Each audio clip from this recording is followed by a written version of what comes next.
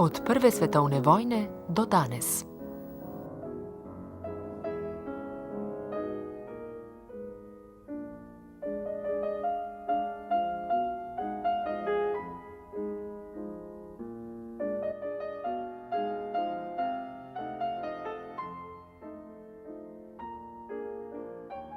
Začetek 20. stoletja je bil čas, ko so Ljubljano najbolj zaznamovale demonstracije in napetosti z dinastijo Habsburžanov.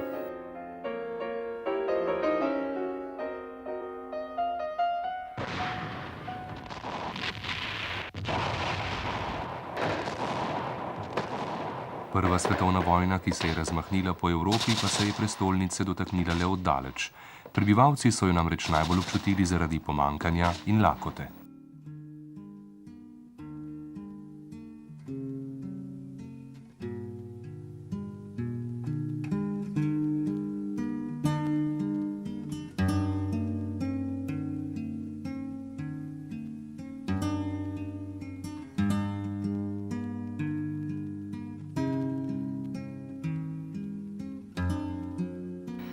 Konec prve svetovne vojne je pomenil tudi razpad Avstro-Ogrske. Tedaj se je Slovenija in z njo tudi prestolnica priključila kraljevini Srbov, Hrvatov in Slovencev, pozneje pa se je preimenovala v kraljevino Jugoslavijo. Ljubljana je s tem postala upravno in politično središče Slovenije.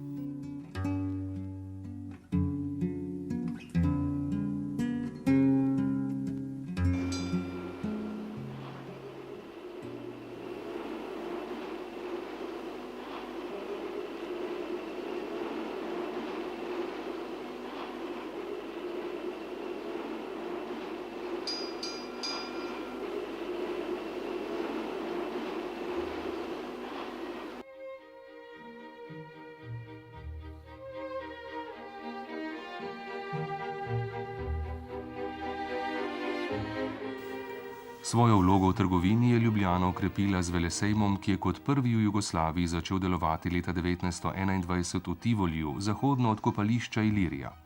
Pripravili so ga vsaki 2 leti, z razstavami avtomobilov, pohištva, hišne opreme, umetnosti in s predstavitvijo slovenskih mest, obrti ter številnimi dražbami, pa se je Ljubljana vse bolj uveljavljala v svoji novi vlogi.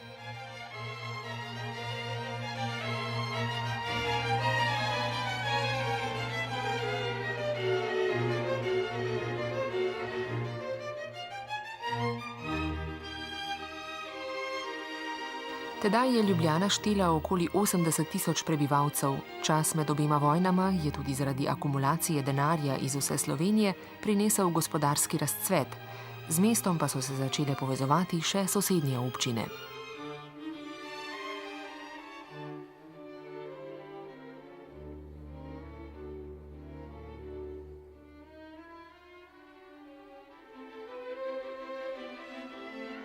Pomembna novost po prvi svetovni vojni se je v Ljubljani zgodila v ljubljanski elektrarni.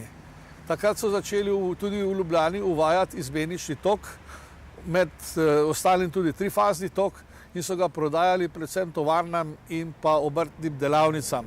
Sprva so tok proizvajali z dizelskimi motorji, po letu 1931 pa so vgradili v ljubljansko elektrarno nove kotle in pa parno turbino vrste Škoda. Ta turbina je proizvajala potem večji del izmeničnega toka vse do druge svetovne vojne in še čez.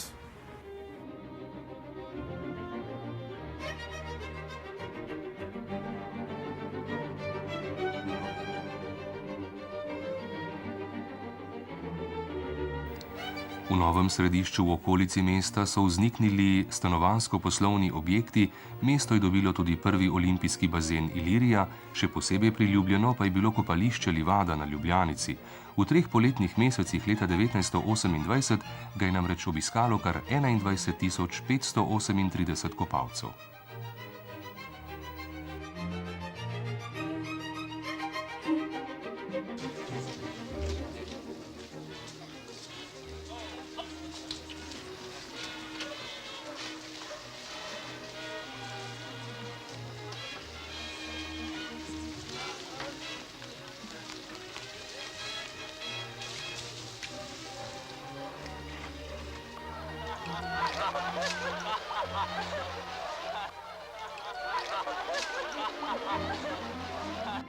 Morala sem še pomiti in pospraviti.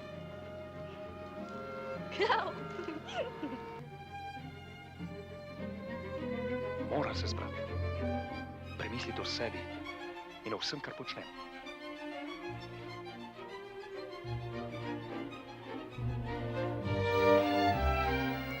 Dvajseta leta so pomenila razmah slovenskega športa in uveljavljati so se začele nove športne panoge, med njimi tudi vrhunsko plavanje in skoki v vodo.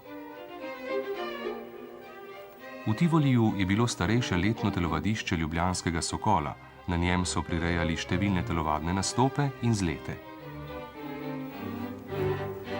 Množična telovadba je bila pri Slovencih priljubljena že vse od druge polovice 19. stoletja, saj so se zbirali v različnih telovadnih društvih, ki so bila narodno, pozneje pa tudi politično in razredno obarvana. Orli, Sokoli, Svoboda. Leta 1929 so ustanovili enotno telovadno organizacijo Sokol Kraljevine Jugoslavije.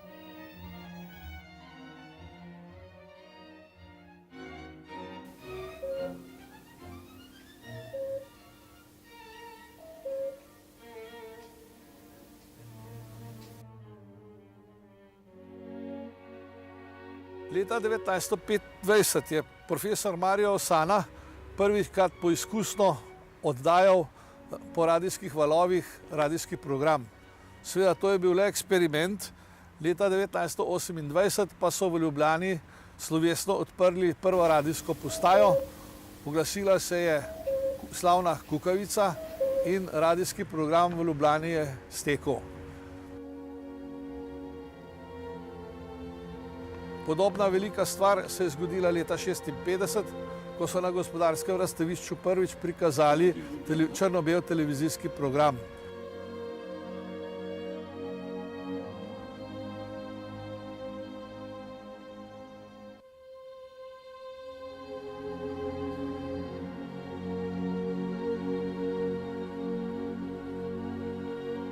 V 20 letih so v zapuščeni gramoznici ob vodovodni po načrtih arhitekta Jožeta Plečnika začeli graditi stadion, ki je bil dograjen leta 1935. Mojster Plečnik je v svojem delu dosegal spravo med romanskim barokom in germansko secesijo in oblikoval specifično slovensko podobo prestolnice. Njegov pečat je tako močan, da to arhitekturno obdobje mnogi imenujejo kar Plečnikova Ljubljana.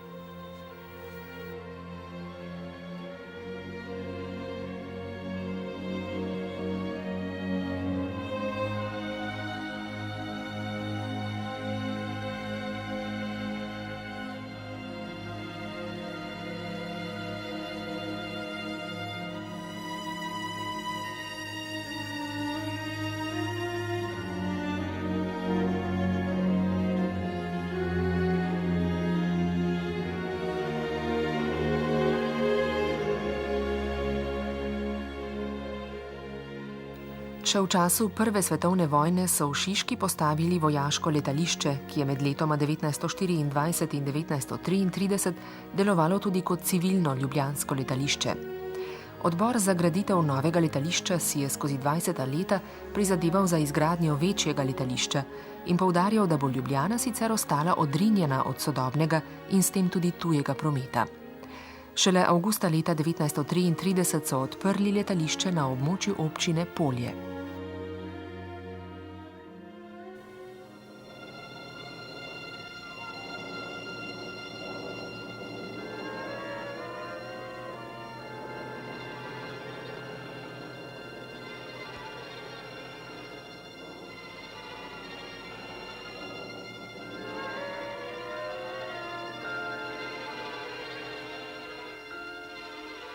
Ali je to lepo? Pa to so dekleta, veste? Dekleta? Pa se nič ne bojijo? Kje pa? No seveda, malo korajže je že treba.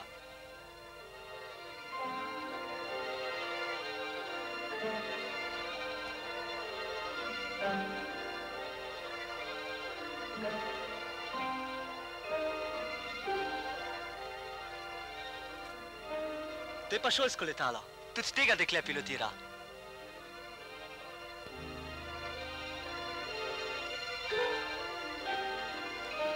Greva?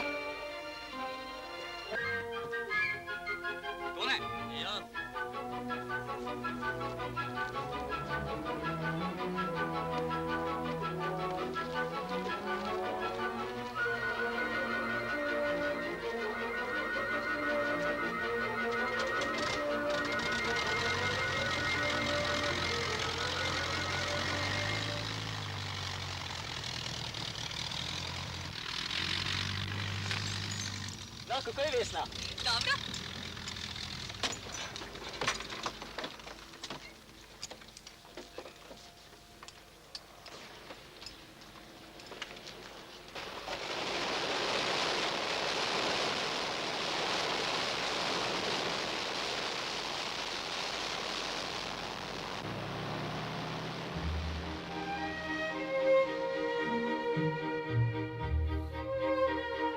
Medtem ko so v 30 letih stavbe rasle v višino, so se spremembe dimenzij v modi kazale predvsem pri dolžini kril.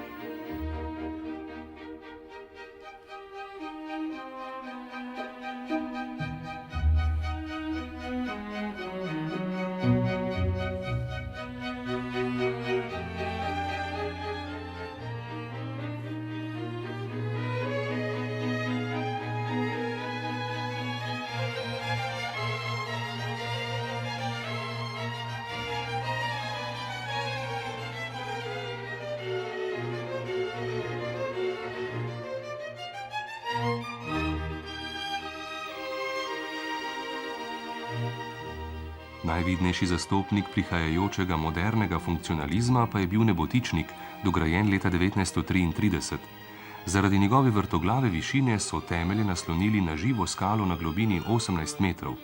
Vanj so gradili kar 44 vagonov železa, 3200 kubičnih metrov betona, za gradbeno opremo pa so uporabili kar 75 vagonov hlodov in tramov. Tedaj je bil najvišja stavba na Balkanu, nekaj časa pa je veljal celo za najvišjo stanovanjsko zgradbo v Evropi. Vsekakor pa je postal in ostal eden od simbolov Ljubljane.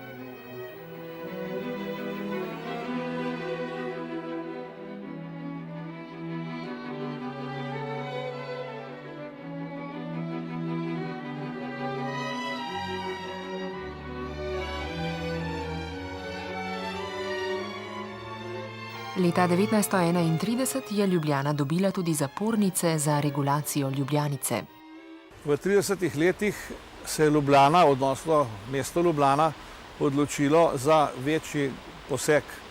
Namreč treba je bilo regulirati Ljubljanico in zato so Ljubljanico na špici zaprli, izsušili dno, položili po dnu tirnice in razkopali celotno dno Ljubljanice do izliva pri Grubarjevem kanalu. No, na ta način je prišlo do polne predelave bregov Ljubljanice, posebnost pa je ta zapornica, ki stoji za nami, s katero je bilo mogoče regulirati pretok Ljubljanice in pa pospeševati osuševanje Barja.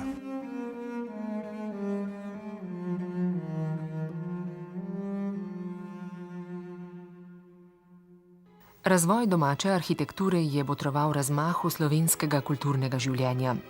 Tako je leta 1919 začela delovati Slovenska univerza, Akademija znanosti in umetnosti pa je bila ustanovljena leta 1937. Leto pozneje je novo stavbo dobila tudi državna študijska knjižnica ter postala univerzitetna knjižnica.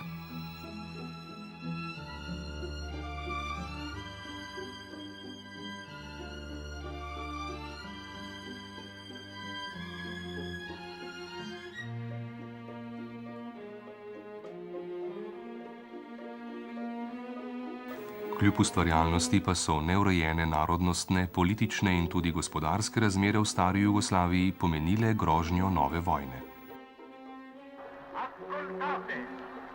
V Ljubljano so 11. avgusta 1941 ukorakali prvi oddelki italijanske vojske.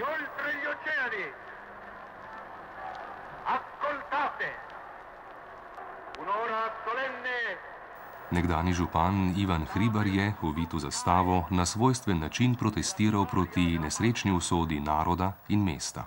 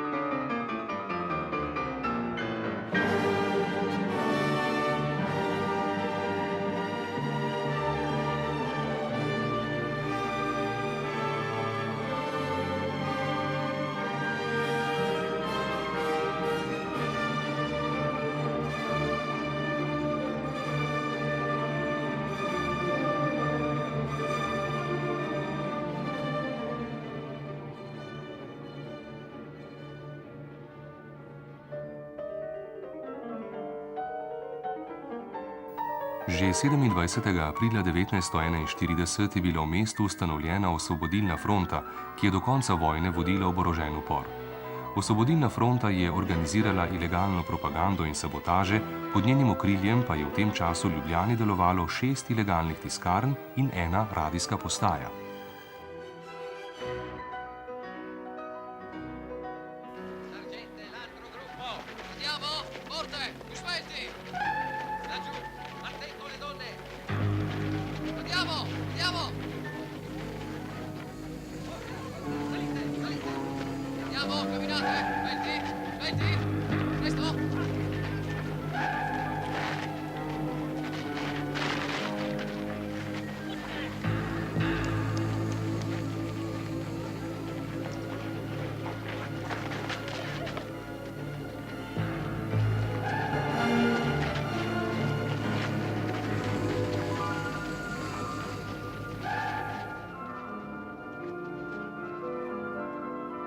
Da bi strli odpor, so Italijani leta 1942 mesto obdali s 30 kilometri bodeče žice.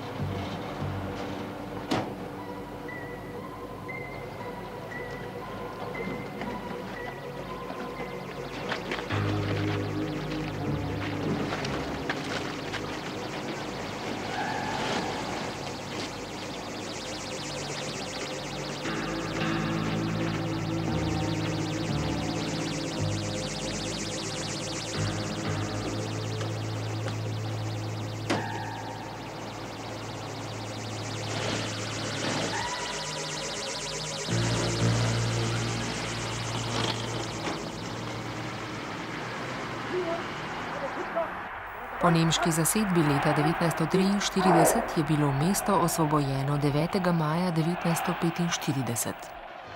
Če se mi kaj zgodi, pozdravi Marijo. Streljaj enkrat, da ne izgubiš šahtovke, hudiča, potem bi bilo vse izgubljeno. Zdaj!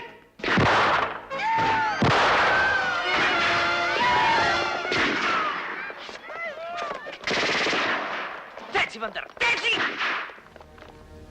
Zaradi odpora v drugi svetovni vojni je Ljubljana dobila naziv mesto heroj.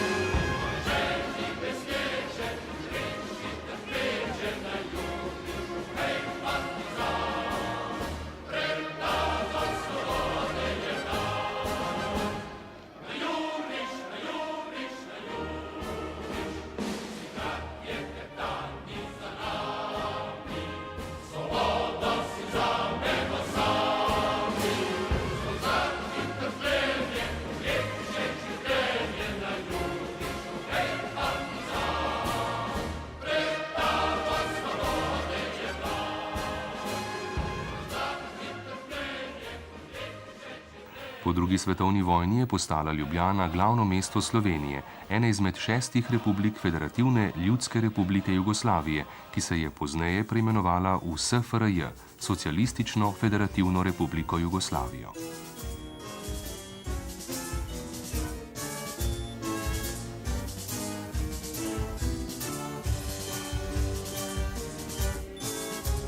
Nagla industrializacija je v mesto pritegnila množice ljudi.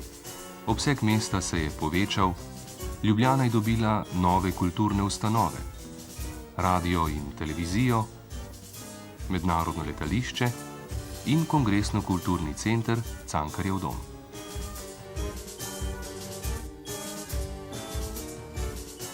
Na plebiscitu 23. decembra leta 1990 so se prebivalci Slovenije odločili za samostojnost. 26. junija 1991 je Slovenija razglasila svojo neodvisnost. To je bil dan, ko so bile dovoljene sanje. Naša zgodovina je častna in čista.